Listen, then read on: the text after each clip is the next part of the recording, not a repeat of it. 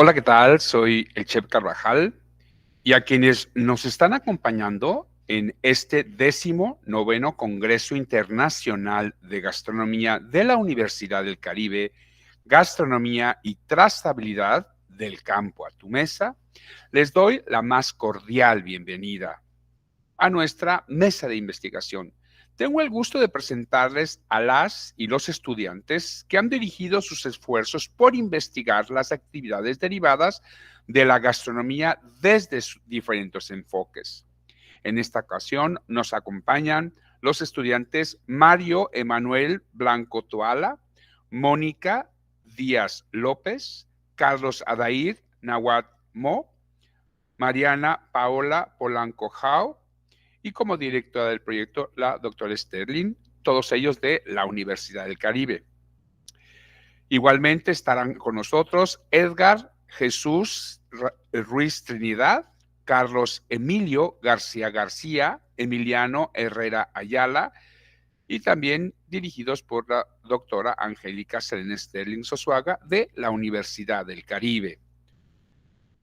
Seguimos con el siguiente grupo de estudiantes: Natalie Domínguez Escamilla, Fátima Coyob Q, Génesis Melissa Paz Graniel, Cielo Vinagre Domínguez, dirigidos también por la doctora Angélica Selene Sterling Sosuaga de la Universidad del Caribe. Y por último, los estudiantes Rejón Celis Leandro Misael, Guajardo Moreno Denzel José, Rodríguez Cruz Robert Jesús, y la dirección igualmente de la doctora Angélica Sterling Sosuaga de la Universidad del Caribe. Bienvenidos y bienvenidas. A continuación, describiré brevemente la dinámica con la que llevaremos a cabo esta mesa. Cada ponente dispondrá de 15 minutos para darnos a conocer los resultados de su investigación. Invito a participar a la audiencia con preguntas a nuestros y nuestras ponentes a través del chat. Les pido por favor que antes de su pregunta escriban el nombre de él o la ponente para canalizarlas correctamente. Al final, todos los presentes contaremos con un espacio de 20 minutos para preguntas y respuestas. La dinámica será en rondas, de tal manera que cada expositor tendrá la oportunidad de contestar una pregunta por cada ronda hasta que el tiempo se nos agote o no existan más preguntas. Y con esto invito a nuestros primeros ponentes que nos presentan los primeros ponentes. El primer grupo es Mario Emanuel, estudiantes Mario Emanuel Blanco Toala, Mónica Díaz López, Carlos Adair Nahuatl Mo, Mariana Paola Polanco Jao, de la Universidad del Caribe, quienes nos presentan los resultados de su investigación, análisis de los hábitos alimenticios de los estudiantes de la secundaria técnica número 31 durante el proceso de prácticas alimentarias, consumo de alimentos ultraprocesados y su relación con el rendimiento y la salud. Está realizada igual con la colaboración de la doctora Angélica Sterling.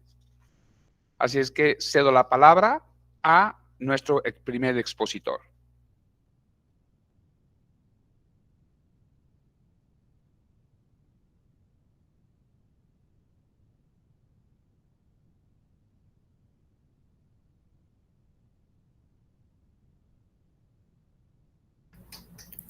Hola a todos, tengan un excelente día. Para mí es un placer poder presentarles el siguiente tema de investigación, que es el análisis de los hábitos alimenticios de la escuela secundaria técnica número 31 durante su receso. Ok, para como tal el contenido viene siendo el planteamiento del problema, objetivo general, antecedentes de investigación, contexto, marco teórico y conceptual, diseño de investigación, resultados y conclusiones y recomendaciones. Bueno, planteamiento del problema. Como tal, el problema recae en el hecho del aumento del sobrepeso y la obesidad de los adolescentes, que es una malnutrición.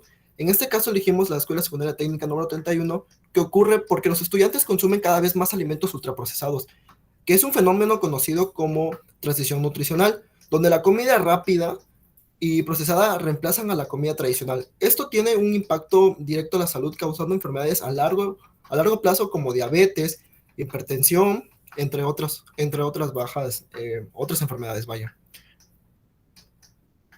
Objetivos de la investigación. Como tales, determinar los hábitos alimenticios de los adolescentes de la Escuela Secundaria Técnica número 31 de Cancún durante su tiempo de receso para analizar la influencia del entorno escolar en sus elecciones alimentarias.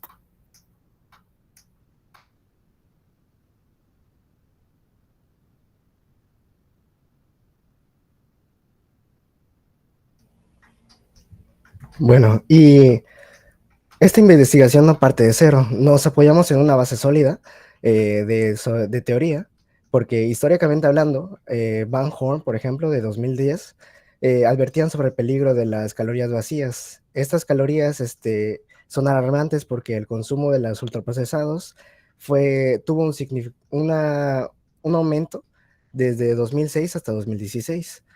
Esto es muy peligroso, ya que la mala nutrición no solo se asocia a la salud física, sino también a la salud mental.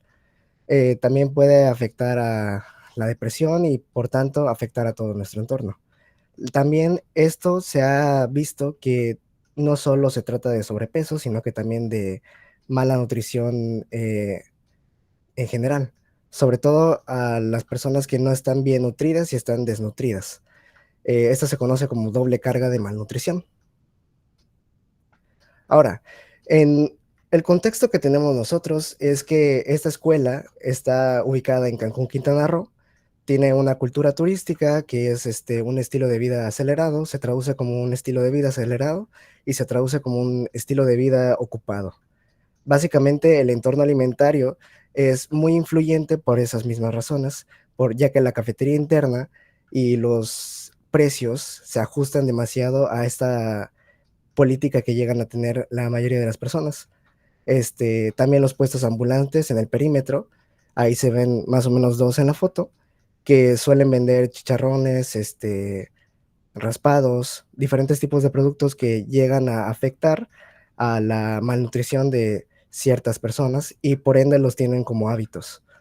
El tiempo en el que hicimos esto fue la hora de receso a alumnos de la secundaria técnica de 12 a 16 años.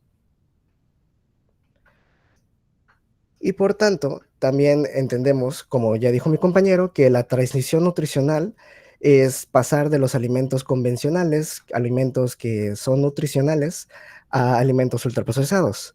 Esto se explica mejor en la clasificación NOVA, ya que esa clasificación es de alimentos que van de los naturales sin procesar, los procesados culinarios, que son los ingredientes, los procesados, que ya son alimentos hechos para el consumo humano, sin necesidad de tener los ingredientes por separado, y los alimentos ultraprocesados, que también se les pueden decir UPF o UPS, dependiendo del idioma, y la oferta dentro y fuera del plantel se le conoce igual como EAE.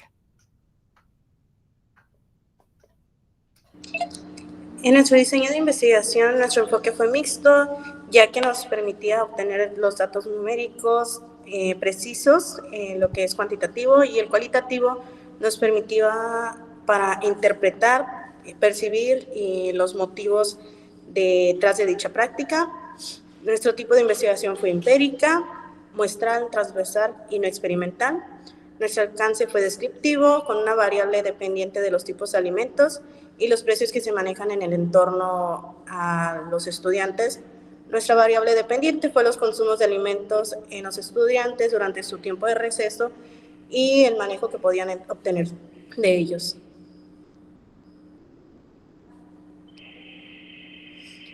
Como metodología, nosotros nos basamos en una zona urbana, en una escuela pública que se encuentra en el fraccionamiento Niños Héroes. Con nuestra muestra tuvimos de 150, no fue probabilística, fue por conveniencia, proporcionadas por grados. Nuestro cuantitativo, como he dicho antes, fue por encuestas, preguntas cerradas. El cualitativo fueron observaciones directas en su receso que fueron hechos a base de listas de cotejo. Nuestro control fue de prueba piloto con estudiantes de primero, segundo y tercer año de secundaria los días jueves, viernes y lunes.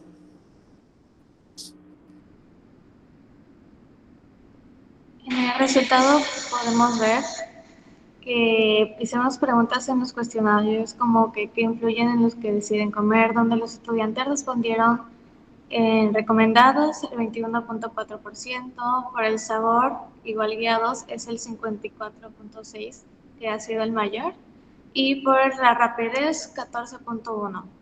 Por el precio vemos que solo pusieron pocos estudiantes, que fueron la cantidad de 9.9%. En la siguiente pregunta pusimos, ¿qué tipo de comida te gustaría que se vendiera en la escuela? Unos estudiantes respondieron a los postres y dulces, que fueron el 14%, las ensaladas, que fue el menor de 8%, otros que fueron de tacos, tortas, sándwiches, del 12%, ninguna, igual del 12%, y la cantidad que tuvo más respuestas fueron comida rápida como hamburguesas y papas, que son el 54%. Igual otros resultados que podemos ver en la tabla, que son los tipos de alimentos, ya sea por combo de chatarra, frituras, refrescos, golosinas, que tenían un costo promedio y combo saludable, que en esos combos poníamos agua, frutas, sándwiches, licuados o cualquier alimento que podría alcanzar un buen desarrollo. Que aquí teníamos los resultados donde los ultraprocesados agarraron la cantidad más grande, que es el grupo 4, con un 65%. Los procesados del grupo 3, que eran la clasificación NOVA, con un 20%, y los alimentos naturales del grupo 1, que fueron el 10%. También vimos los porcentajes del consumo de alimentos específicos, donde en esta gráfica podemos ver que la fruta picada natural tiene un 3.9%, los sándwiches y tortas tienen un 99%, jugos naturales y néctares tienen un 14.8%, las galletas y pastelillos dulces tienen un 19.7%. Entre los refrescos y bebidas carbonatadas tienen un 27%. En las frituras, como papas, chicharrones, tienen un 24.7%. También tenemos observaciones donde la decisión puede ser observada, donde buscamos hallazgos y donde se muestra la interpretación de los resultados de la relación en la teoría, donde la accesibilidad física tiene las transacciones de la compra a través de las reglas de los vendedores ambulantes. Esto igual puede influir, ya que en las escuelas afuera hay muchos vendedores, entonces es cuando los niños van y compran, y ahora sí que al final de su jornada van a comprar golosinas, chicharrones o cualquier tipo de comida, con una existencia de un ambiente obesogénico que supera los límites físicos de la escuela. El tiempo y la logística también fue un porcentaje, y que fueron los tiempos de espera de la comida preparada, con un aproximado de 12 minutos, con alimentos procesados de 3 minutos. El factor de conveniencia supera el factor de la nutrición en la toma de decisiones del adolescente. También en el patrón dietético, predominó lo visual de empaques brillantes, los esenciales, los sellos de advertencia visibles que no pueden ser ignorados, pero no así son consumidos. Que eso normaliza la sensación del UPPS, del grupo 4 NOVA, a pesar del etiquetado. También fue la infraestructura, que son los bebederos funcionales con un poco utilizados, ubicados en la zona de bajo tráfico, que estas son las barreras de infraestructura desincentivan la hidratación saludable. y la interacción grupal, que estos son más por los estudiantes compartiendo bolsas grandes de frutura o comida que están en sus círculos sociales, tanto amigos, conocidos o por solo educación comparten sus alimentos. Los alimentos igual actúan como vehículo de socialización y pertenencia en el grupo de pares. En nuestra conclusión, nos vamos al entorno alimentario escolar, ya que este es un principal impulso del consumo de productos entre los estudiantes, ya que influye directa e indirectamente sus decisiones de alimentos y hábitos alimenticios, la disponibilidad, accesibilidad y la promoción de ciertos alimentos dentro de la escuela y tanto afuera, determina de gran medida lo que los alumnos pueden elegir a consumir, por lo que fortalece este entorno que es fundamental para formar prácticas alimentarias más saludables, ya que igual en nuestro contexto se afirmó que el entorno puede afectar de muchas maneras el consumo de los alumnos y su influencia que tiene con ellos en su toma de decisiones.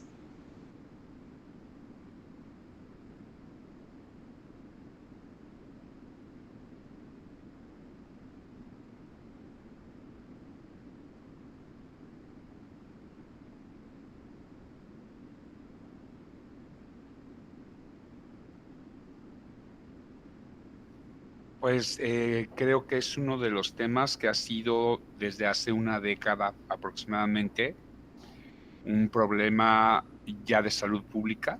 Es un problema y además me gusta que ustedes como jóvenes lo pongan de esta manera tan clara y que lo hayan investigado en el lugar en donde se da con más regularidad ya. Es una regularidad que no debe de existir.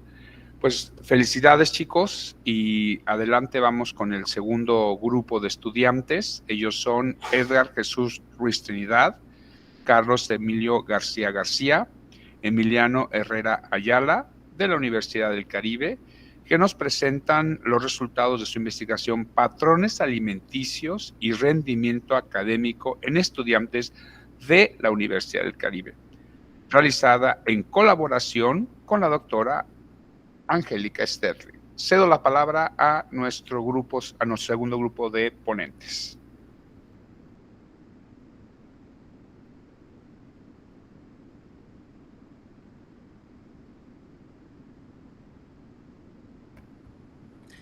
Hola, buenas tardes. Nosotros vamos a presentar el tema de patrones alimenticios de los estudiantes y su rendimiento académico. Este trabajo fue realizado por Carlos García, Edgar Jesús y Emiliano Ayala.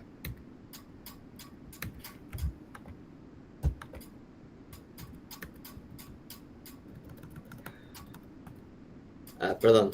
El índice, lo que vamos a ver a través de esta presentación va a ser el planteamiento, el objetivo, el marco conceptual, el marco contextual, el diseño de la investigación, los resultados y las conclusiones. Bueno, nuestro tema delimitado es describir los patrones alimenticios y el rendimiento académico de los estudiantes entre 18 a 25 años en la Universidad del Caribe durante el periodo de septiembre a noviembre de 2025. Nuestro objetivo general es analizar los patrones alimenticios a través de encuestas y poder identificar qué patrones predominan en este grupo. Con eso podremos relacionar si existe un impacto en su rendimiento académico. En los antecedentes, revisamos diferentes estudios que implican la relación entre los ámbitos alimenticios y el rendimiento académico. Se encontró que el consumo frecuente de comida rápida y ultraprocesados está asociada con más fatiga, menor concentración y problemas de memoria. También identificamos que saltarse comida, especialmente el desayuno, afecta directamente la energía y la atención durante las clases. Además, los factores socioeconómicos, el estrés, la carga de tareas y el poco tiempo influyen que los estudiantes coman de manera regular o elijan opciones menos nutritivas. Estos antecedentes nos permiten entender por qué es importante analizar cómo se alimentan los estudiantes universitarios y cómo estos ámbitos pueden impactar su rendimiento escolar.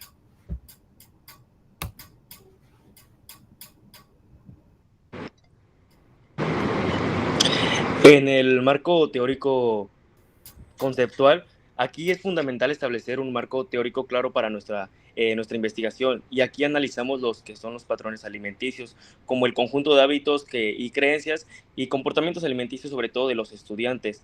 Y aquí se influencian por el consumo de la diversidad dietética, tamaño de las porciones, horarios y contexto social. Y más que nada los patrones comunes incluyen el consumo del fast food y la omisión de comidas. Y estos patrones tienen consecuencias directas en la salud y el rendimiento, como la fatiga, irritabilidad, dificultad para concentrarse y mayor riesgo de enfermedades crónicas.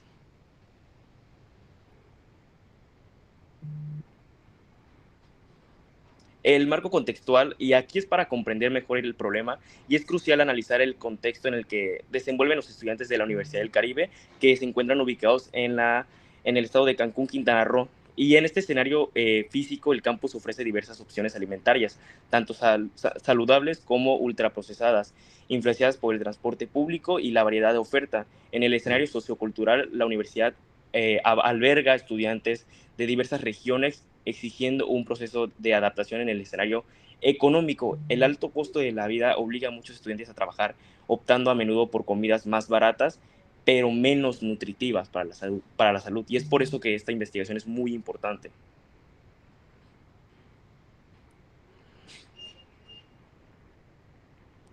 El diseño de la investigación, aquí adoptamos un enfoque mixto, que es cuantitativo y cualitativo, para obtener una visión completa. El estudio es empírico y muestral y transversal. De septiembre a noviembre del 2025, con un diseño experimental y descriptivo. Las variables claves son los patrones alimenticios, evaluados por cuestionarios, y el rendimiento académico, mediado por calificaciones. De ahí le sigue lo que es la justificación. La justificación, esta es crucial porque proporciona información actualizada sobre los hábitos alimenticios de los estudiantes de la Universidad del Caribe. Nuestro objetivo es desarrollar programas y estrategias efectivas para mejorar lo que son para no fomentar el hecho de saltarse las comidas y reducir el consumo de alimentos ultraprocesados, con el fin de mejorar su bienestar y su rendimiento académico sobre todo.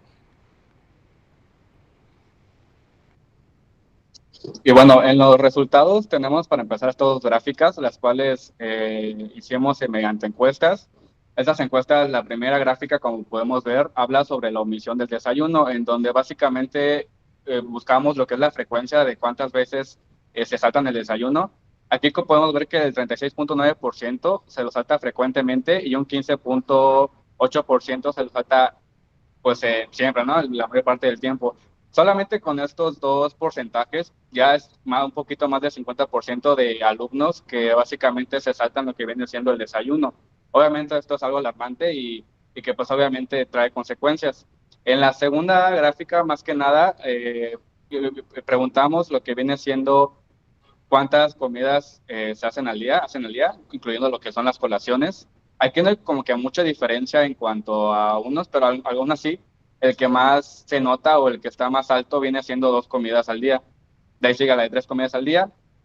Pero pues al final de cuentas, esas 3 comidas al día puede que no sean las 3 más importantes, ¿no? Es que básicamente es el desayuno, el almuerzo y la cena, ya que aquí nos especificaron básicamente que a veces esas 3 comidas incluyen 2 comidas fuertes y una colación.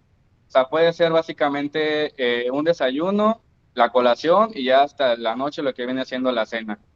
Y aparte de eso, en las colaciones, pues básicamente no es una colación que sea buena o aperitiva, sino que básicamente casi siempre son lo que viene siendo una coca con unas emperador o unas galletas, unas papas. No es algo nutritivo, algo que te aporte nutrientes, proteínas o lo que sea. Entonces, sí hay una desproporción en cuanto a cuántas veces se come al día, ya que mayormente son solamente 2. O sea, sí es algo, ni siquiera es la mitad de las comidas que tienes que hacer al día, entonces sí es algo alarmante. De ahí vamos con los siguientes resultados, los cuales aquí hicimos lo que son entrevistas. Entrevistamos a varias gentes y aquí agarré 2 ejemplos muy importantes, ya que se contrastaban mucho. El primero es de una persona que nos decía más que nada que hacía 2 comidas al día, ¿no? Le preguntamos el por qué se hacía esas 2 comidas y nos dijo que más que nada era por el tiempo. porque no tenía suficiente tiempo como para poder hacerse más comidas o simplemente para poder comer, ya que se levantaba temprano, tenía que alistar sus cosas, irse a la escuela y ya acabando lo que viene siendo la universidad, ya podía hacer su primera comida, que ya viene siendo en la tarde, o sea, ni siquiera hizo una comida al día. Y le preguntamos cómo se sentía respecto a esto con su funcionamiento, ¿no? Con su rendimiento. Y sí nos dijo básicamente que tenía muchos problemas a la hora de concentrarse, que se sentía muy fatigada, muy cansada, no tenía ese interés por la clase. Y la otra persona, al contrario, nos dijo que sí hacía sus 5 comidas al día, que las tenía bien estructuradas a los tiempos que eran. Y le preguntamos igual cuál era su rendimiento. Sí, una disculpa, sí fue muy diferente, ya que nos dijo básicamente que sí tenía mucha energía, desde el principio, a las 7 de la mañana, se sentía con la energía como para prestar atención, hacer las actividades y todo eso. E igualmente no perdemos la oportunidad de preguntarle si había días donde se saltaba esas comidas. Nos dijo que sí, y le preguntamos que si notaba la diferencia entre estas 2 comidas. Y pues al final de cuentas sí hubo esos problemas. ¿Cuáles eran?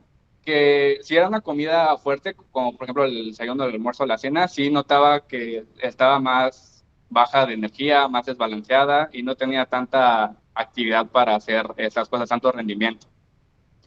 Y pues bueno, como conclusión podemos llegar a decir que actualmente en la Universidad del Caribe sí existen estos patrones alimenticios, los cuales son malos hábitos alimenticios que al final de cuentas pueden ser por muchas cosas, ¿no? Puede ser por la estructura donde estábamos en el ambiente, puede ser lo que viene siendo el tiempo, más que nada, que es de los más importantes y los que más afectan, el dinero, ¿no? Los gastos que tienen que hacer, a veces optan más por gastar en otra cosa que en comprarse un alimento. Entonces, estos problemas, sí, estos malos hábitos, sí pueden llegar a generar algunos problemas en cuanto al rendimiento académico, sí puede bajar tu calificación, tus formas de cómo actuar y el interés que le puedes llegar a tener a estos temas. Es muy importante porque al final de cuentas habla sobre nuestra salud, es algo que sí tenemos que checar y es por eso mismo que para otras investigaciones recomendamos más que nada como que ahora sí hacer esa relación, entrelazar lo que viene siendo tanto el rendimiento académico como los patrones alimenticios, para que así sí esté ahora sí que con las herramientas, las estadísticas y todo lo demás bien estructurado, el que sí afecta definitivamente el cómo comes que con tu rendimiento académico.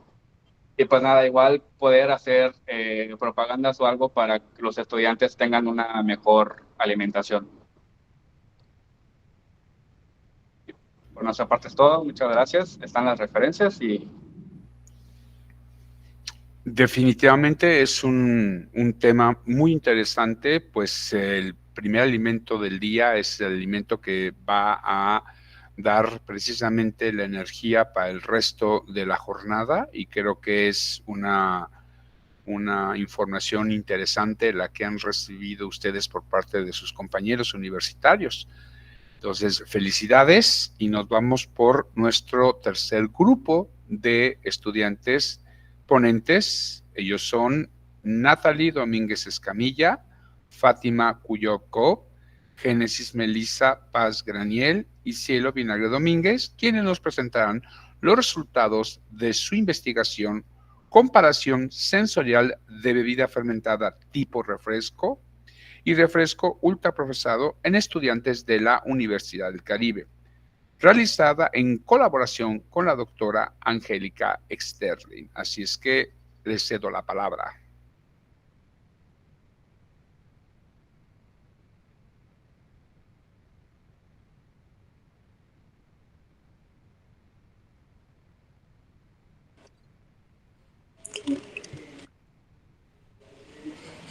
Buenas tardes.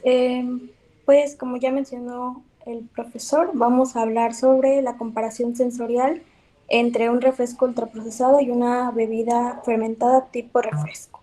El índice que llevaremos a cabo será el planteamiento del problema y justificación. Nuestro objetivo, los antecedentes de nuestra investigación, marco contextual, marcos teóricos y conceptual, el diseño de nuestra investigación, metodología y por último, los resultados y conclusiones. El planteamiento del problema es que el consumo de refrescos ultraprocesados sigue siendo alto en jóvenes pese a conocer sus riesgos, aunque existen políticas para disminuir su ingesta, como vienen siendo las etiquetas frontales dentro de cualquier producto que tenga exceso de calorías o azúcares que puedan dañar a nuestro cuerpo. Aún no se sabe si la preferencia se debe principalmente al sabor, al dulzor o a la efervescencia. El objetivo de nuestra investigación es evaluar la influencia del sabor, el dulzor y la efervescencia en la aceptación sensorial de un refresco ultraprocesado en comparación con una bebida fermentada tipo refresco en estudiantes de la Universidad del Caribe. Para esto se tiene que conocer los componentes de un refresco natural y uno ultraprocesado para saber cómo intervienen en su aceptación y de este modo podemos comprender cómo influyen en la preferencia de consumo. En base a esto realizaremos pruebas sensoriales, analizaremos e integraremos los resultados. Las preguntas de nuestra investigación son: ¿de qué manera el nivel de efervescencia, azúcar y sabor afectan a la preferencia entre los estudiantes? Y si existe una diferencia en la aceptación sensorial de bebidas con sabores naturales frente a sabores artificiales. Estas preguntas se resuelven a lo largo de nuestra investigación. Y nuestra hipótesis es: el sabor, el dulzor o la efervescencia afectan en la preferencia de los estudiantes.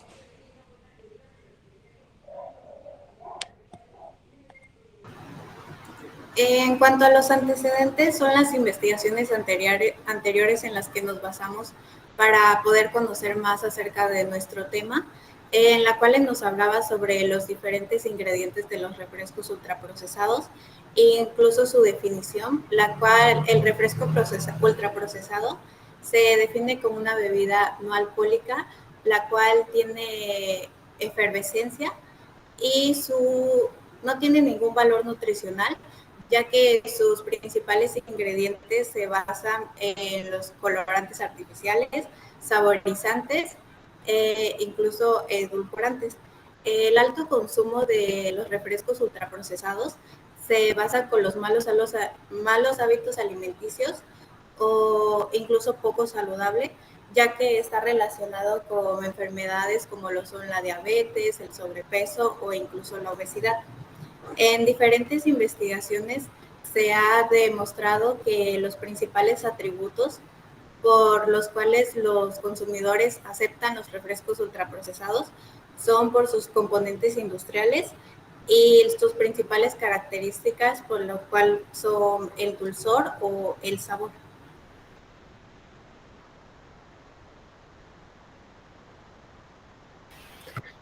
Bueno, nuestra investigación se realiza en la Universidad del Caribe, que actualmente cuenta con 4.300 estudiantes para el periodo de otoño 2025. Y en esta universidad existe una oferta de bebidas ultraprocesadas dentro de la institución y alrededor. También Águila 2024 dice que en Quintana Roo se consumen 1.2 litros diarios por persona, esto incluyendo a menores de edad y adultos mayores. Y también se estima que se consumen más de 400 litros por persona al año. Este hábito de consumo se vincula con problemas de salud como la obesidad y sobrepeso. Y se ha empezado a notar que los jóvenes suelen tener una tendencia a la prediabetes por el alto consumo de azúcares, que esto, si sus hábitos de consumo no cambian, pueden derivar en la adultez a diabetes tipo 2. Y también tenemos bebidas naturales como la kombucha, que surgen como alternativas más saludables, solo que estas no son tan conocidas, consumidas o comercializadas. Y por lo que no, y por la misma razón que no son tan conocidas, hay un mayor sesgo hacia su consumo. También Cohen dice que los jóvenes aceptan consumir más estas bebidas si están en temperaturas frías.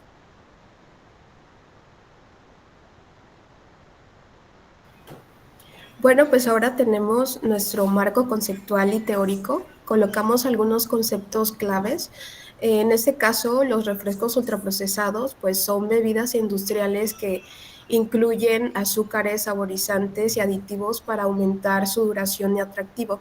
Tienen un valor nutricional muy bajo y su consumo frecuente puede ocasionar sobrepeso, obesidad y enfermedades metabólicas. Por otro lado, la percepción sensorial es cómo los sentidos influyen en la aceptación de los alimentos. En el caso de los refrescos, esta percepción combina estímulos que despiertan placer, energía y frescura. Asimismo, el sabor dulce es el principal motivo de consumo, ya que crea una experiencia placentera. Los edulcorantes, tanto naturales como artificiales, buscan mantener la intensidad del dulzor mientras reducen el contenido de azúcar. Sin embargo, pueden cambiar la percepción sensorial y pueden afectar la aceptación. Es por eso que el sabor es determinante en la elección de bebidas. De igual manera, la efervescencia juega un papel importante, ya que se le conoce así al desprendimiento de burbujas de gas en una bebida. Es interesante, ya que esta combina sensaciones táctiles, visuales y gustativas, debido a que las burbujas pues producen frescura y acidez, mejorando la textura y el disfrute de la bebida. En el caso de los refrescos, estos se perciben más refrescantes y agradables. Por último, se conoce como refrescos naturales fermentados a los que se elaboran con frutas o extractos vegetales que generan gas durante la fermentación. Si bien se sabe que la fermentación es un proceso metabólico en el que microorganismos como levaduras y bacterias convierten los azúcares en productos como ácidos orgánicos, compuestos aromáticos y dióxido de carbono, este proceso no solo preserva alimentos, sino que modifica su textura, su aroma y su sabor, dando lugar a bebidas con propiedades sensoriales únicas. En el caso de los refrescos naturales fermentados, poseen grandes beneficios como menos contenido de azúcar, tienen probióticos que ayudan a la salud digestiva y lo más importante, es una alternativa saludable.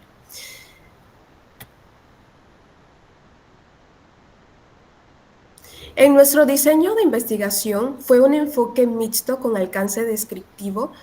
Fue una investigación documental, empírica y cuasi experimental porque nos encargamos de diseñar la bebida fermentada alternativa. La ubicación temporal fue transversal, con una extensión muestral de 48 personas seleccionadas de forma no probabilística por conveniencia debido al tiempo. Por otro lado, en la metodología aplicamos pruebas sensoriales y evaluaciones de preferencia en ambientes controlados. En este caso fueron salones de clase.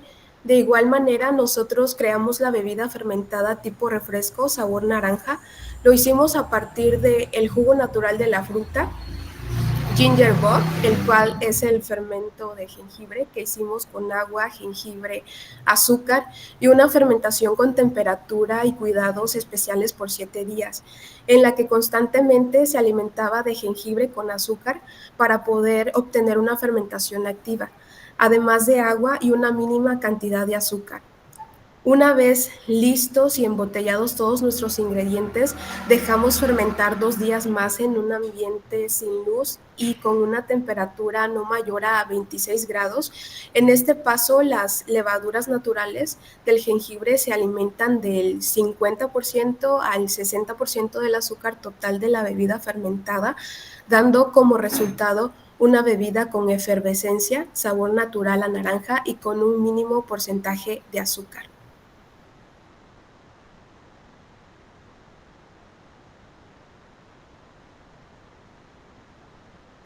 Bueno, estos son unos ejemplos de las encuestas de pruebas sensoriales que estuvimos aplicando. De los resultados que obtuvimos fueron que 34% de los participantes afirmaron que preferían el refresco ultraprocesado, mientras que el 14% prefirieron la bebida fermentada tipo refresco.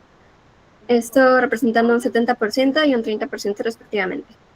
De los estudiantes que prefirieron la bebida ultraprocesada, afirmaron que el sabor fue el principal factor que atribuyó a su preferencia, con un 64.7%, Después está el dulzor con un 23.5% y de último está la efervescencia con un 11.8% de participantes que indicaron que fue el atributo que influyó a su preferencia. Por otro lado, también tenemos la bebida fermentada tipo refresco.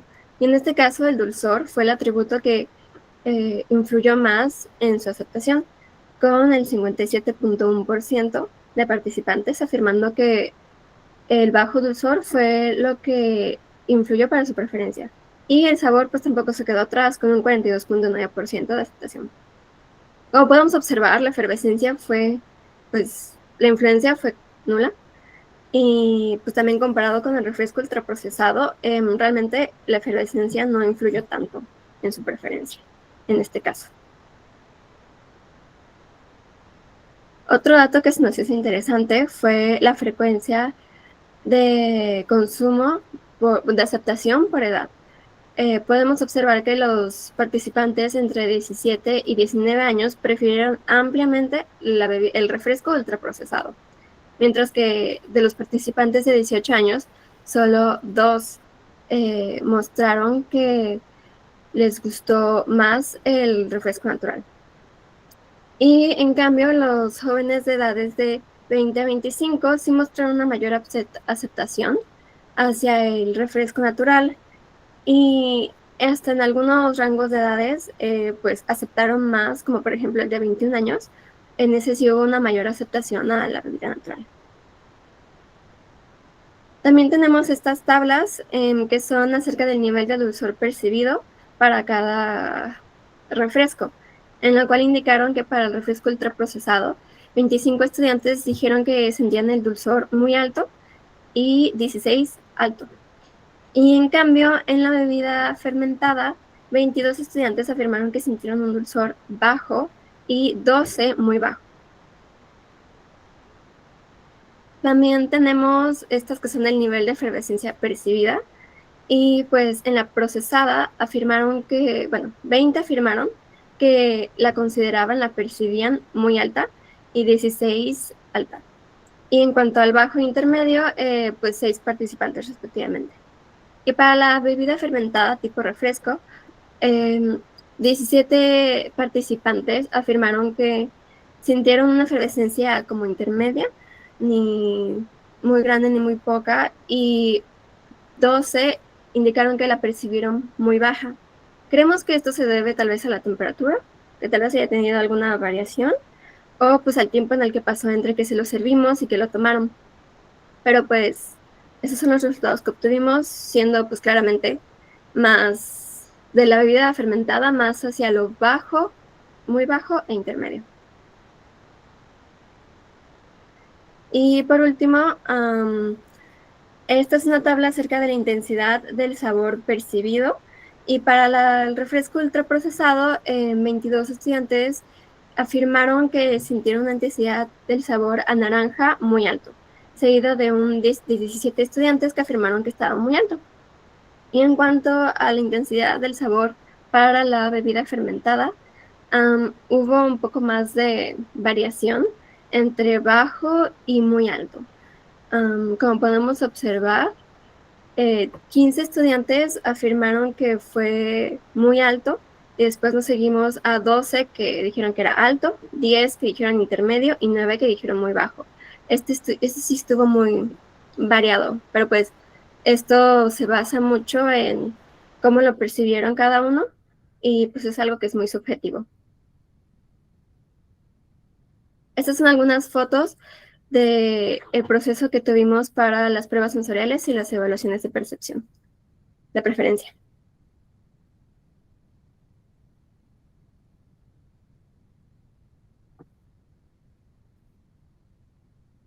Y bueno, por último, de conclusión, tenemos que los factores evaluados, el sabor fue el factor que más influyó en su preferencia, seguido del dulzor, y la efervescencia tuvo un menor impacto.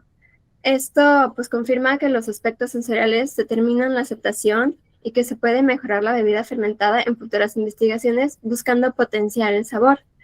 Tal vez no tanto el dulzor, porque los que prefirieron la bebida fermentada lo prefirieron por el bajo dulzor, pero sí podemos mejorar el sabor en futuras investigaciones.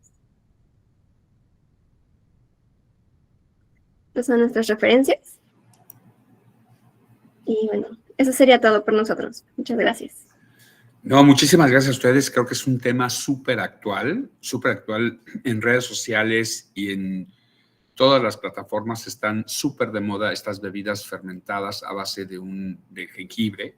Entonces, creo que es muy actual su investigación y sobre todo el impacto que tendría para sustituir un problema que tenemos en México, como lo es las bebidas azucaradas gasificadas. Entonces, creo que es muy pertinente su investigación, los felicito y nos vamos con nuestro último grupo de estudiantes.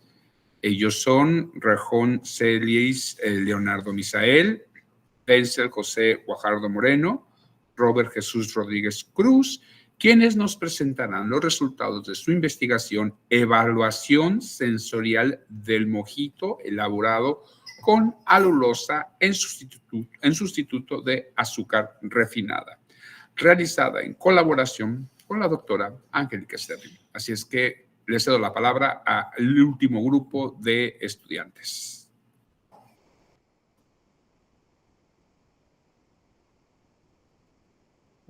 Muchas gracias. Primero que nada, un agradecimiento a la Universidad del Caribe y al Departamento de Gastronomía por este espacio en el 19º Congreso Interno de Gastronomía, al igual que a la profesora y nuestra asesora académica, la doctora Sterling.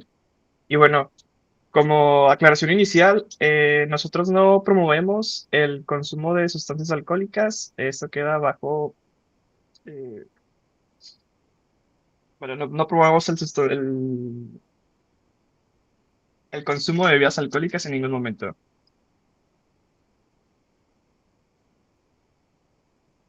Bien, nuestro tema es la evaluación sensorial del mojito elaborado con alulosa en sustitución del azúcar refinada, presentado por mis compañeros Leandro Misael y Robert Jesús. Y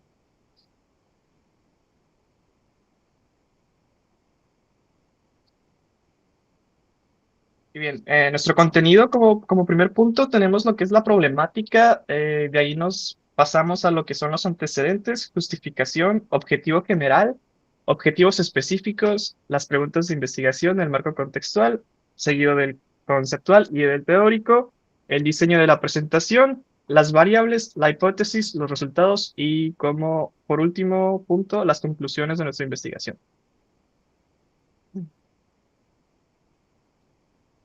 Bien, nuestra problemática es la nula disponibilidad de un producto dentro de la mixología que nos permita disfrutar de esta misma sin generar impactos negativos en el cuerpo mayores a los que las bebidas alcohólicas ya generan.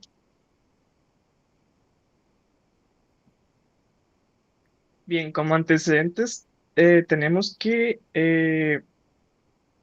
la alulosa como sustituto de la sacarosa, que también es compatible con ácidos y herbales, un dulzor limpio, tiene una baja o nula persistencia, en el retrogusto y la alta aceptación cuando el dulzor o la acidez se presenta en esta.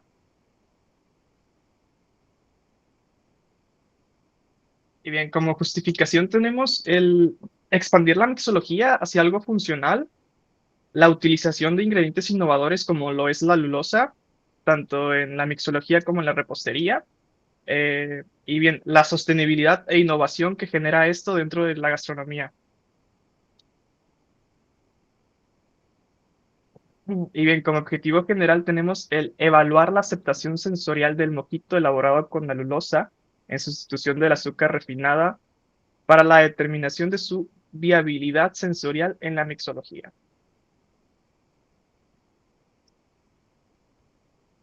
Bien. Como objetivos específicos tenemos el comparar las propiedades sensoriales ya sea como el sabor, aroma, color y textura del mojito elaborado con la lulosa frente al mojito tradicional con azúcar refinada. Esto mediante una prueba sensorial. También, como segundo punto, analizar la receta estándar del mojito, esto para identificar sus parámetros sensoriales claves. Como tercer y penúltimo punto, buscar el desarrollo de una receta estandarizada eh, de nuestro producto final y confirmar que se cumplan los criterios sensoriales que nos propusimos. Y por último punto, realizar encuestas para evaluar la aceptación de nuestra propuesta. Y bien, nuestras preguntas de investigación son las siguientes. Si existen diferencias significativas en las características sensoriales entre un mojito elaborado con azúcar refinada y uno con alulosa, perdón. Y si esto es viable, si considerar la alulosa como un sustituto del azúcar refinada en la mixología. Y por último, ¿cuáles son los parámetros sensoriales claves de la receta estándar del mojito?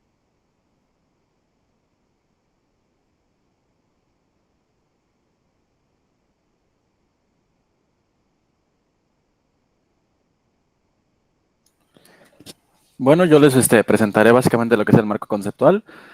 Claramente nos ubicamos dentro de la Universidad del Caribe, en la ciudad de Cancún, Quintana Roo.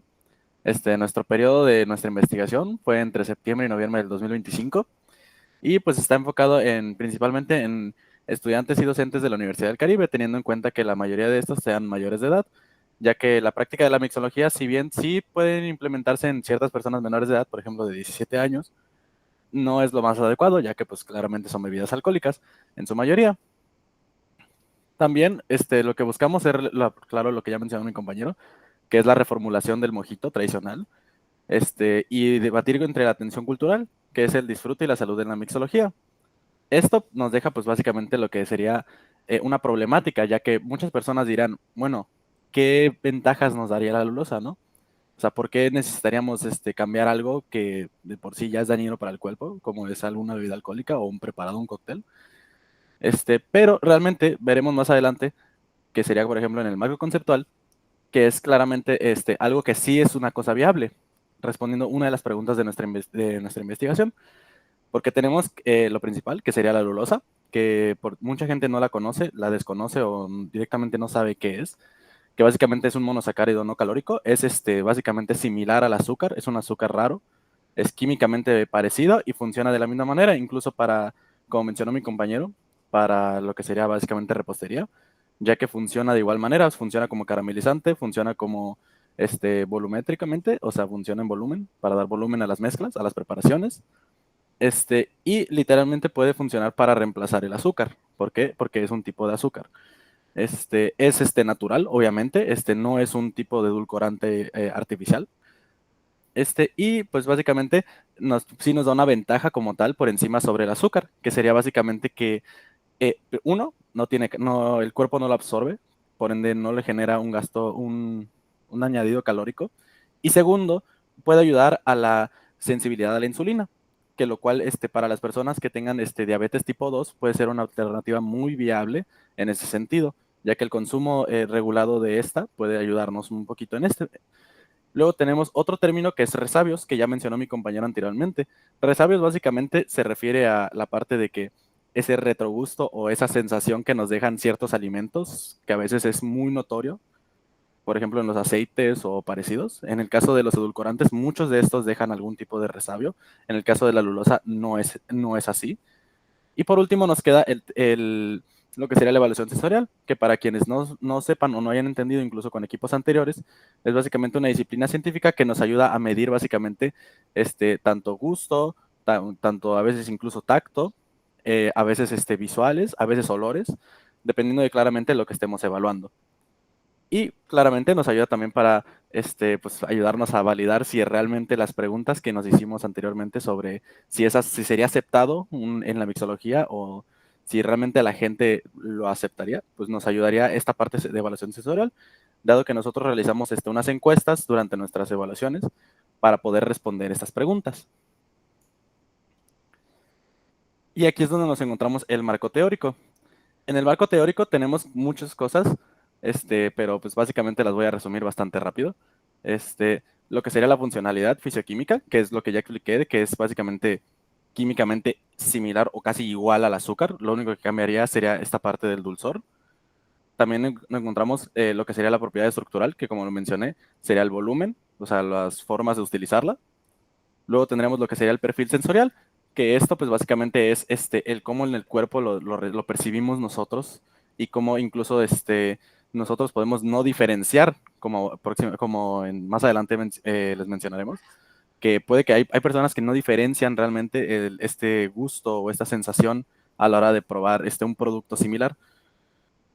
Y luego tenemos lo que sería la calidad del dulzor. ¿Por qué? Porque es muy importante evaluar esto, ya que como mencioné, la lulosa tiene un grado de menor dulzor, más precisamente tiene un 70% del dulzor que tiene el azúcar refinada. Y esto puede realmente afectarnos a las mezclas o a los preparados. Y por último, pues nos queda como la lulosa, como un ingrediente en la formulación de recetas, que realmente sí es una opción óptima.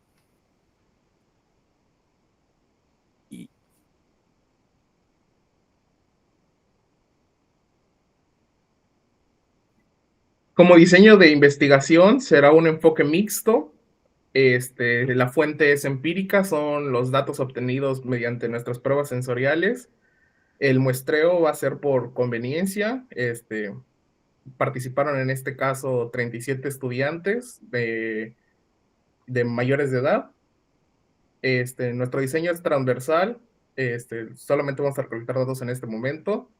No experimental, no cambiamos las variables. Ambas muestras se realizaron en las mismas condiciones y con un alcance descriptivo. Nuestras variables. Como variable dependiente tenemos la aceptación sensorial del mojito, que se va a evaluar mediante escalas hedónicas a los consumidores, y se va a medir en sí los atributos específicos, sabor, aroma, color y textura. Y de igual forma va a ser la aceptación general del producto. Como variable independiente tenemos el tipo de edulcorante utilizado, ya sea el azúcar o la lulosa, y los atributos sensoriales específicos, sabor, aroma, color, textura. Que estas variables influyen directamente en la experiencia sensorial del consumidor y permiten analizar el impacto de la sustitución del azúcar. Como hipótesis, tenemos hipótesis nula, que no existe diferencia significativa en la aceptación sensorial entre el mojito elaborado con alulosa y el mojito elaborado con azúcar refinada. Y como hipótesis alternativa, existen diferencias significativas en la aceptación sensorial entre el mojito elaborado con alulosa y el mojito elaborado con azúcar refinada.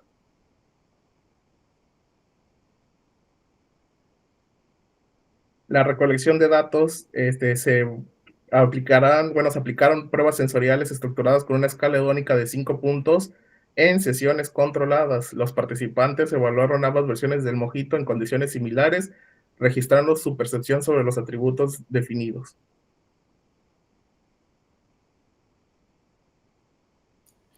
Bueno, aquí les presentamos lo que sería el apartado de nuestros resultados. Nosotros al realizar las muestras o las pruebas y las encuestas, no se les especificó a las personas qué muestra era cuál, para que sus respuestas fueran lo más sinceras posibles. En este caso, la muestra A era el azúcar y la muestra B era la lulosa. Las tres preguntas que más destacaron, porque nos ayudaron mucho con la investigación, fueron básicamente la de cuál muestra les gustó más, cuál muestra cree que es la que contiene la lulosa y cuál consideras que es la más cercana al mojito tradicional, porque estas son las tres preguntas que nos ayudan a contestar nuestras preguntas de investigación principales. Como verán en las gráficas, realmente la diferencia es muy poca. Si realmente hubieran elegido más tanto la muestra A o como la muestra B, nos hubiera dejado básicamente con que nuestro proyecto pues no tendría ningún sentido, porque pues obviamente habría una diferencia muy notoria entre un sabor o una textura diferente, pero realmente no. Nuestras encuestas nos dejaron con que la verdad las personas creían que eran muy parecidas.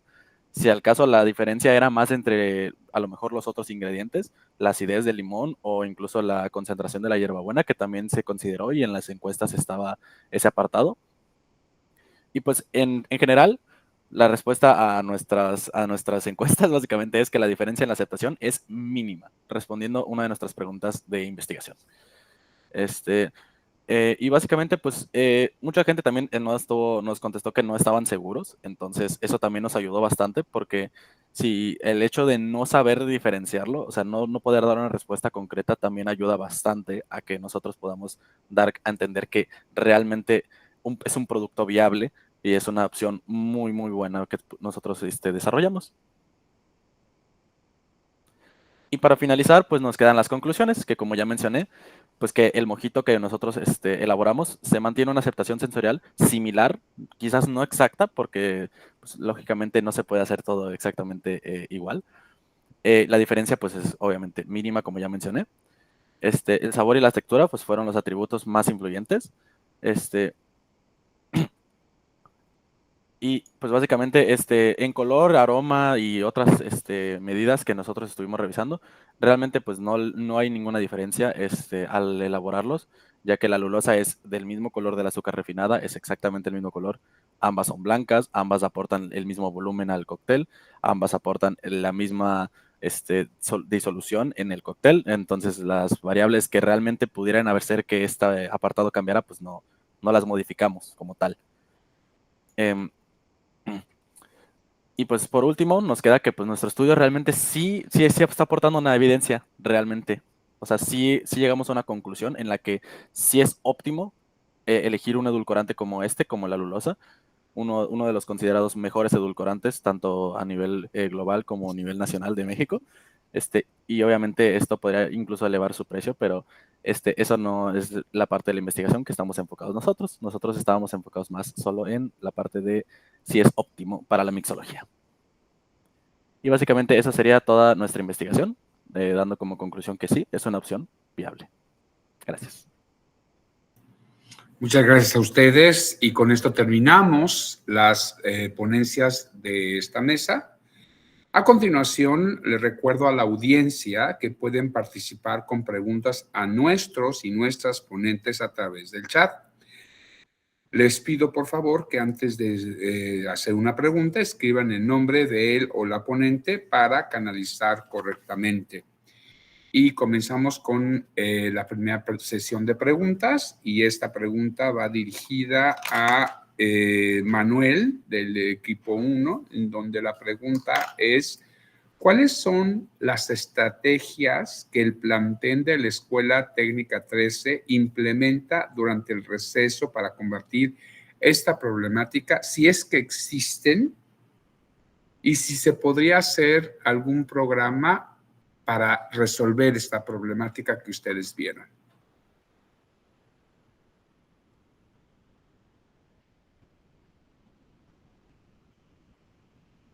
Hola, sí, perdón. Pues en sí se podría lograr. De hecho, es algo que fue algo batalloso en el sentido de que, pues, a veces internamente sí podría decirlo, que se moderan los alimentos que se venden, pero en el exterior es algo que no se puede controlar directamente. Entonces es un gran factor que sí tiene bastante que ver, porque igual le preguntamos incluso a los que viene siendo al director y todo esto que viene viendo lo de la cooperativa, y nos dijeron que pues ellos sí tratan de regular esos productos, pero al final de cuentas también es algo que ellos mayormente es lo que pues lo que tienen ganancia y lo que más se consume. Y por ejemplo, en el exterior también podemos notar que pues habían puestos de frituras, de que saborines, chicharrones, de que un montón de cosas que no se pueden de alguna manera controlar. Entonces, de que se puede, sí.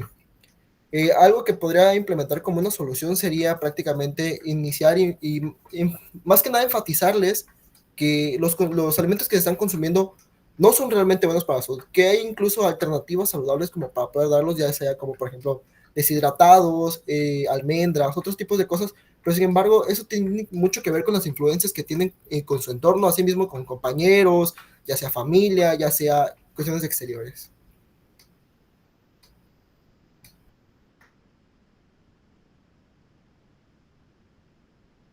Está muteado, no se escucha. Sí, ya, listo, ya está. Esto se me ocurre a mí ahorita con lo que acabas de decir.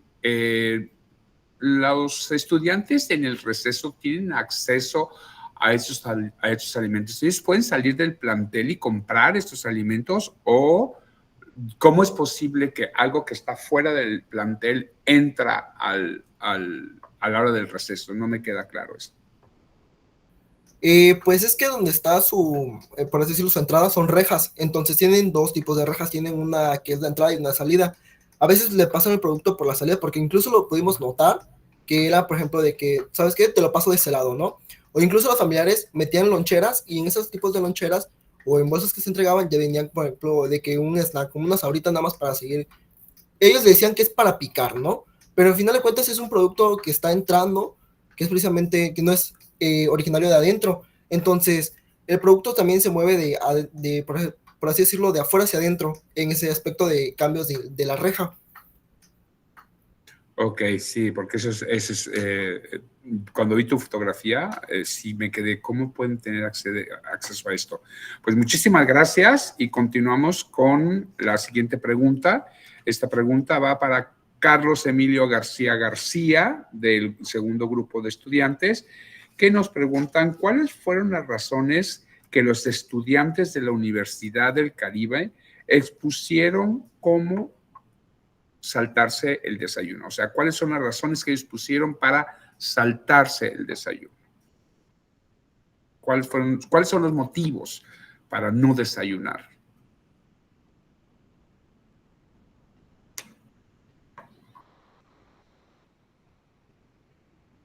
Perdón, ¿me puedo repetir la pregunta? Sí, que cuáles fueron las razones por las cuales los estudiantes de la Unicaribe se saltan el desayuno. ¿Cuáles son las principales razones por las cuales no toman sus alimentos en las primeras horas del día? Ok. Una de las principales razones por las que pude observar mientras investigaba este tema fue porque muchos estudiantes no tienen tiempo por la universidad o simples razones porque a veces estudian y trabajan. Y pues en sí, como a veces las universidades son horarios, clases de corrido, muchas veces no tienen como esa chance de irse como a la cafetería y comprarse cosas o tienen la oportunidad de cocinarse algo en casa. Esa fue una de las principales razones por las que muchos estudiantes se saltan la comida. Ok, perfecto. Y bueno, lo que me sale a la idea ahorita es qué pasa con la cafetería, porque ellos tienen una cafetería aquí que abre precisamente a la hora del desayuno, a las 9 de la mañana. O sea, ¿ustedes encontraron alguna razón específica para no hacer este desayuno en la cafetería? Bueno, es que como comenté, pues a veces las clases, o sea, mi horario tipo, digamos, es de 7 a 3 y después desde 3 o sea, yo me voy a trabajo de 3 a 11. O sea, en sí no me da tiempo de ir como que a comer y a veces hay días que no me da como que chance de ir a comer. Y pues, digamos, o sea, yo pienso que así le pasa a varios estudiantes de que no les dan chance o pues simplemente pues no quieren comer en la cafetería por no tener dinero o no dar chance de cocinar en su casa y traerlo para la universidad para comer aquí. Ok, perfecto. Bueno, a continuación vamos con la siguiente pregunta y esta pregunta va para Cielo Vinagre Domínguez y nos dice, ¿existe un estudio de costo-beneficio de esta bebida? Y si existe, ¿cuál sería el rendimiento para la comercialización de esta bebida? Porque no solamente es una propuesta, sino también remedia una problemática. Entonces, ¿ustedes hicieron algo más que esto? La verdad, nosotros solamente nos encargamos de diseñar el prototipo, más no buscamos como tal comercializarlo. Sin embargo, el costo aproximado sería como entre 30 pesos, incluyendo el envase. Ya estamos hablando que en el mercado está como entre 50, 60 pesos. Pero en sí nosotros no buscamos como tal meterlo al mercado, principalmente por la duración de una bebida fermentada, que es muy poca la duración de este producto. Y otra pregunta, bueno, a colación de esto, ¿ustedes lograron encontrar este tipo de bebidas ya dentro del mercado comercializadas? O sea, que tú les puedas encontrar en supermercados, en tiendas de abasto, en fin, si lo encontraron, si estas alternativas ya están en el mercado. Lo que logramos encontrar es la kombucha.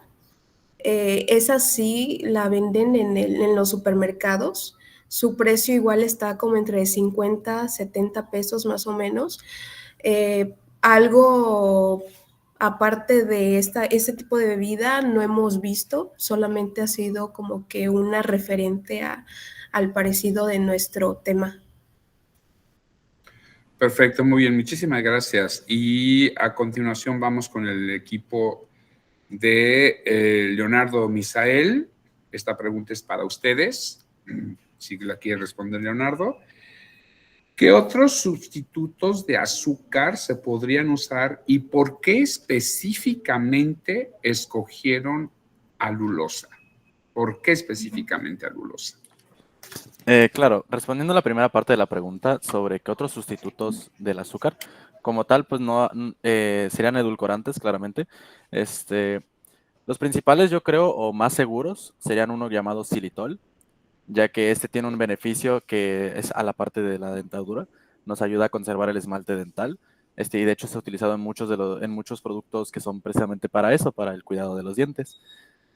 Además de que, pues obviamente, su color, apariencia y sabor no es tan marcado como otros, como lo que mencionamos de la alulosa. Otro quizás sería el eritritol, que es muy conocido, solo que una cosa a detallar es que ambos pueden generar un malestar estomacal, o básicamente ser laxantes, incluidos son muchos productos que los contienen, mencionan esto en su etiquetado. Y la razón de la elección de la alulosa, básicamente es porque es considerado uno de los más seguros, si no es que el más seguro directamente, me atrevería a decir. Y básicamente es la mejor opción tanto en consumo como en beneficios que nos trae básicamente como mencioné, la parte de la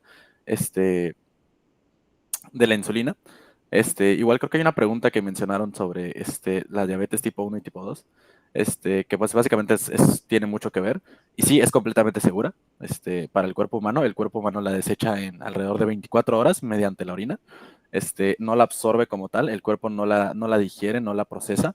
Por ende, por eso es que se le considera no calórico, que realmente no es que no sea calórico, sino que el cuerpo gasta más energía de la que realmente él aporta como tal al cuerpo. Ok, perfecto, muy bien, muchísimas gracias. A continuación nos vamos con el grupo de los estudiantes que tienen la problemática sobre los malos hábitos en las escuelas, y aquí les preguntan ¿cómo saben que no son hábitos de los estudiantes, que los estudiantes traen consigo o son promovidos por las ventas de esos productos fuera y dentro del plantel? Es que les están preguntando esto. Cualquiera de ustedes, ya sea Edgar o Emilio, cualquiera de ustedes que lo quiera preguntar, por favor.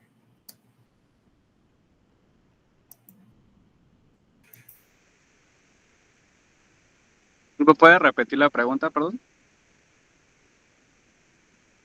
No se le escucha, profe. Queremos saber qué tipo de hábitos alimenticios se desarrollan dentro del plantel, si son los hábitos de los estudiantes o si es la misma escuela la que al permitir estos productos, sean dentro y fuera del plantel, hacen que los estudiantes consuman ese tipo de productos.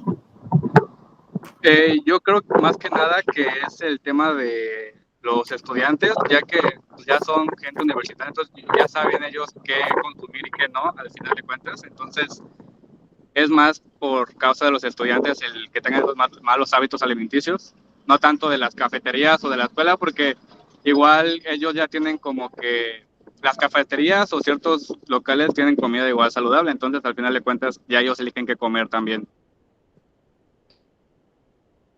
Ok, perfecto. Y ahorita me voy con los estudiantes. Ya está aquí la pregunta de ustedes para Fátima Coyocó. Y nos preguntan aquí, ¿cuál es el presupuesto aproximado de un estudiante para hacer un desayuno si es que lo va a hacer fuera de casa, si tuvieron ese dato, y si esto pueda ser la causa de saltar el desayuno, el no tener un presupuesto específico que los pueda ayudar a tomar un buen desayuno fuera de casa?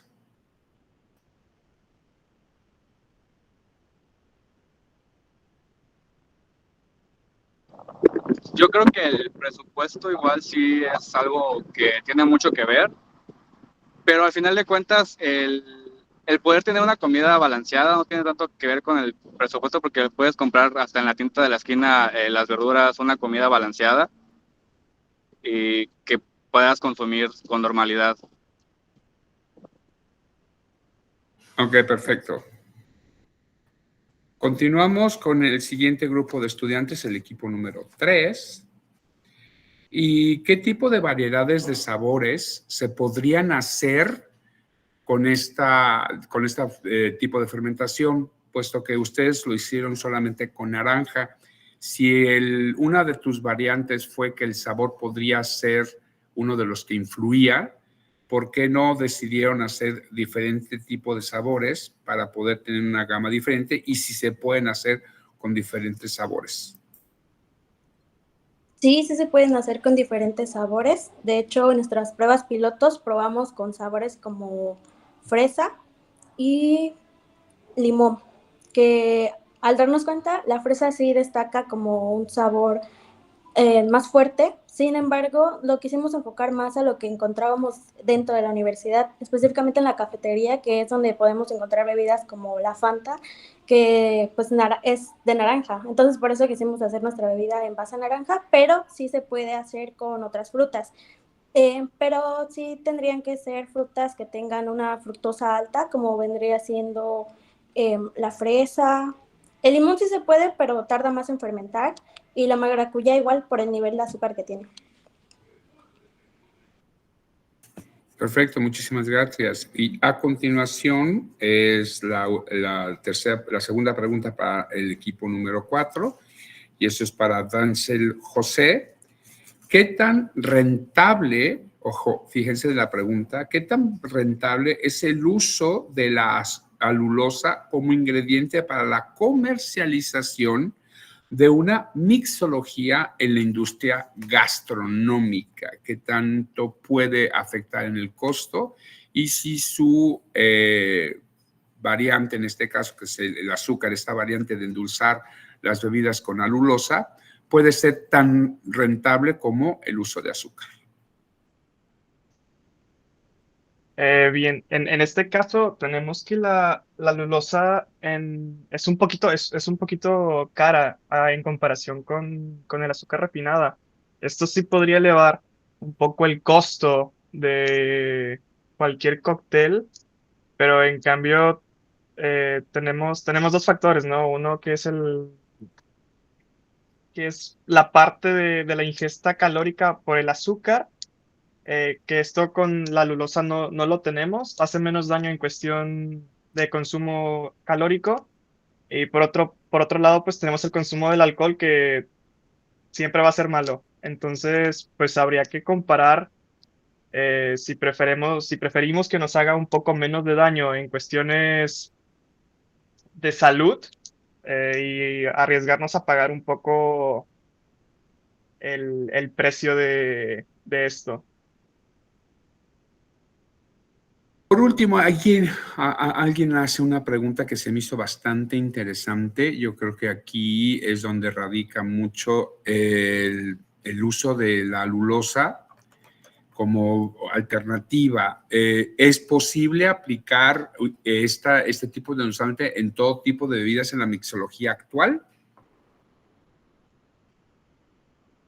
Sí, es posible, ya que tiene los mismos rasgos que el azúcar. O sea, en cuestiones de densidad, sabor, textura, es básicamente lo mismo.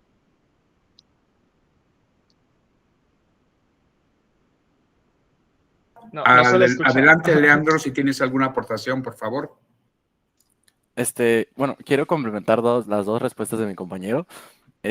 La parte de la alulosa comercialmente, pues claramente nosotros sabemos que la mixología pues, no es barata, menos comercialmente o en un establecimiento, por lo que realmente la aplicación de la alulosa sería más como una medida recreativa de una experiencia que es la Ok. mixología.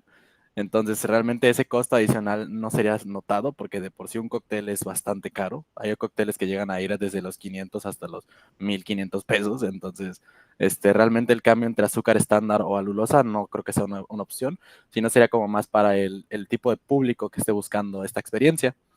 Y del otro lado, no sería apto para todos los cócteles, ya que como bien sabemos hay cócteles que no utilizan azúcar como tal, que utilizan jarabe natural.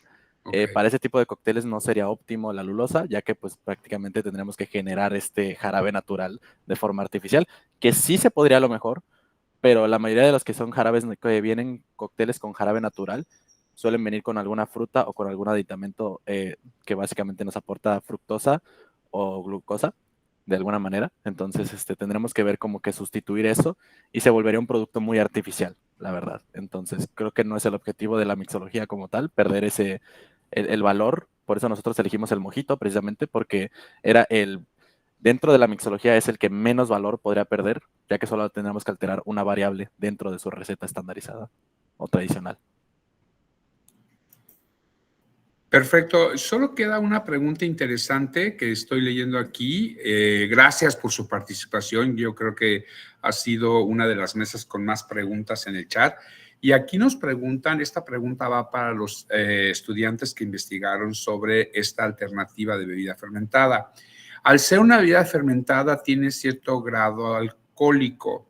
La pregunta es, ¿lo midieron? Y si es que lo midieron, ¿qué grado alcohólico tendría esta bebida fermentada?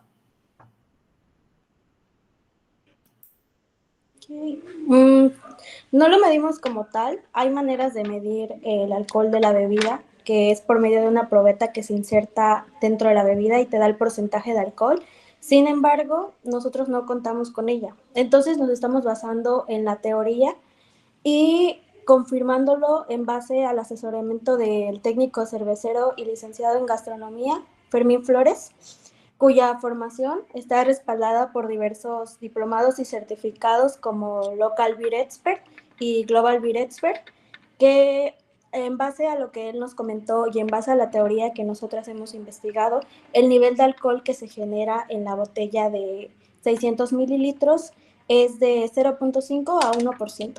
Y también en base al artículo 217 de la Ley General de Salud en México, se establece que se considera una bebida alcohólica a partir del 2% de alcohol.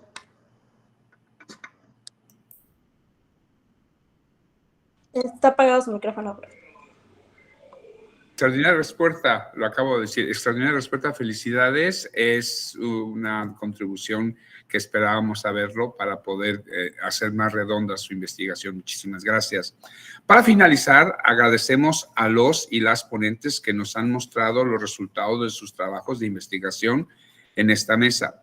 La constancia de participación se la haremos llegar de manera digital. Esperamos haber despertado aún más su interés en los temas aquí tratados. La Universidad del Caribe y el comité organizador del 19º Congreso Internacional de Gastronomía agradece a todos los y las ponentes y a la audiencia su participación. Con esto damos cierre a esta mesa y los esperamos en nuestra siguiente transmisión. Muchísimas gracias.